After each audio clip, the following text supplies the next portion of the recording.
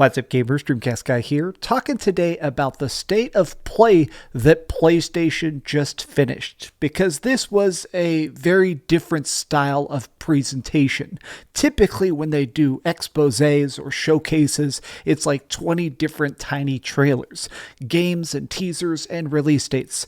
This one was purely focused on a singular game, which was Final Fantasy XVI, and they showed us so freaking much.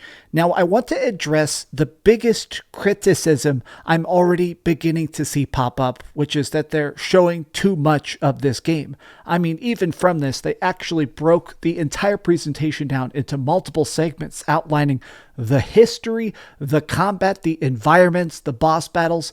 But I have to say, even after watching this entire presentation and poring over every little teeny tiny detail officially being released, I still believe we have seen a fraction of the epicness that Final Fantasy XVI is definitely going to become in 10 weeks when it releases. I'm expecting this game to be about 50 hours long, probably, even on the low end, maybe 40 hours. So the fact that they're showing us stuff, it does not feel like it's overly deep dive. Now, I want to discuss this entirety because it is just so impressive, but I have to begin, honestly, with the visuals themselves.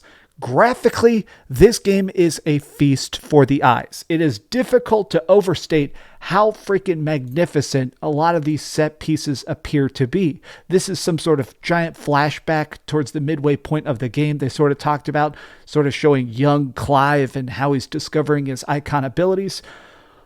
Seeing Phoenix being awakened above a town like this, it is just staggering to witness in 4K and 60 frames a second. They also officially talked about the fact that there is two separate modes. You can either play this in frame rate mode or high resolution mode.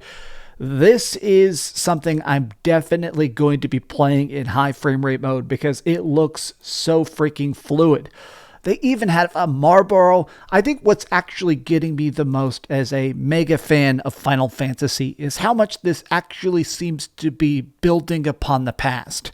I don't want to call anybody out, but I definitely have seen some criticisms for FF16 being so action-packed. Some people seem to be concerned by that, saying that, okay, this is different from the roots of Final Fantasy. This is a series that started off as turn-based, and now it's extra fast action combat.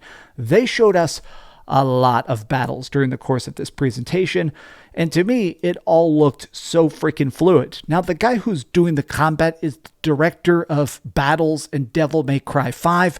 Now that we've seen this, you definitely see that DNA. It is very easy to flip between different styles of Eikons. So whenever you're fighting, this guy doesn't have it right here, but later on he has the ability to basically channel different summons. So he can get the claws of Ifrit, the wings of Garuda, and actually blast people with wind magic, or even just get like lightning magic and stuff like that. And it makes it where your combat is completely different. You'll actually get those abilities even when you're normal Clive. The combo system in this seems insane. They straight up showed clips of like sucking in people to actually attack 5 targets at once with a broadsword, teleporting towards a target by becoming flame temporarily. This game looks insane. There are going to be clips of people doing like 100 hit juggle combos on day one. I can definitely feel that in my gut. And it's crazy to see people already saying, man, this might actually be a Game of the Year contender and beat Zelda. Freaking 90 plus Metacritic incoming. Everybody's talking about it. Is this a good idea to play as my first Final Fantasy? I mean, yes, I think this is a fantastic start to an entry to Final Fantasy. And then if you love it, play backwards from there. Man, oh, look at this guy snoozing. What is this?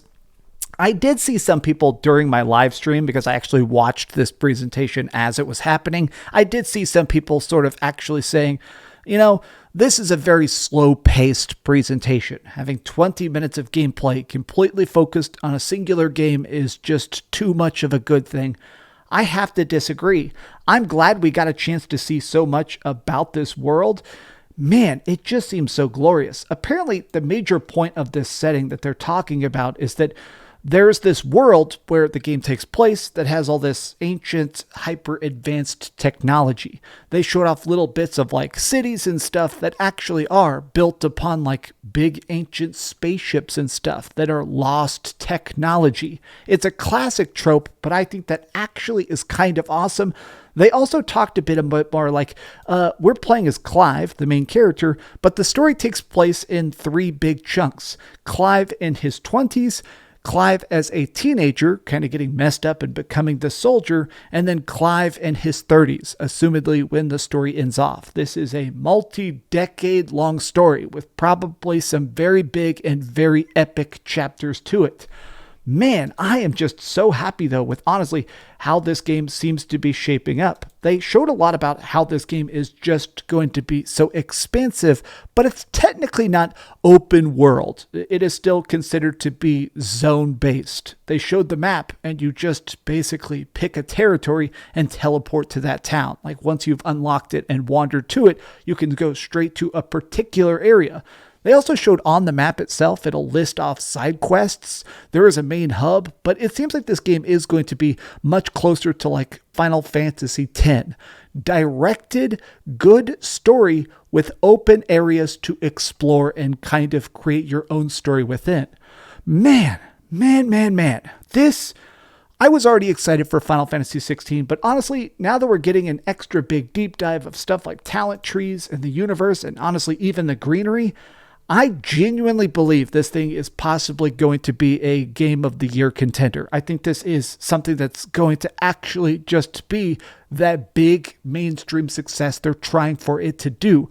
Like, the director and the producer of this game have directly stated that they're trying to break that like 20 million sales barrier that a lot of even really successful Final Fantasies usually sell like 5 million copies. This is technically a PlayStation 5 exclusive, at least for now. It's going to be coming to PC at an ambiguous later date. I think this might be a mega success that actually draws in, 80% of the PlayStation's install base. Even taking a step back, obviously I am an Ultra fan. I love Final Fantasy more than anything. I think we could objectively say this is the breath of fresh air that a lot of us RPG fanatics have been hoping for. This game looks brutal. It looks flashy. It looks so freaking fun. And I'm definitely going to be there day freaking one. Well, these are just some off-the-cuff thoughts because I'm losing my mind a tiny bit. Thank you for watching. If you enjoyed this video, give it a big old thumbs up, share with your friends, and subscribe if you haven't already. And please keep dreaming. And thanks to everybody that tuned into my live stream. It was very fun having a lot of hype in the chat for sure. Thanks so much for watching that video. If you want to see something else, you can always click this link to see what I put up last, or, subscribe and see what's coming up next. Also, I promise that whatever I do, it'll try not to suck.